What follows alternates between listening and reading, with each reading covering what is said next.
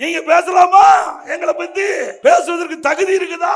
அப்பாவும் மகனும் மாத்தி மாத்தி பாரத பிரதமர் வீட்டை கதவை தட்டி அப்பா போய் நைட்ல பாக்குறாரு, மகன் போய் அடுத்த நாள் அப்பெல்லாம் பிரதமர் நீங்க பார்க்கலாம்.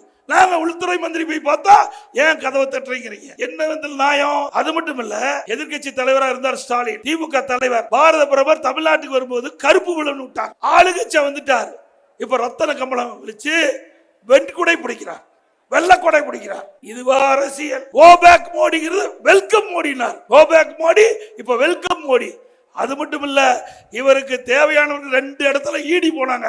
2 இடம் தான் ஈடி முடிஞ்சு போச்சு.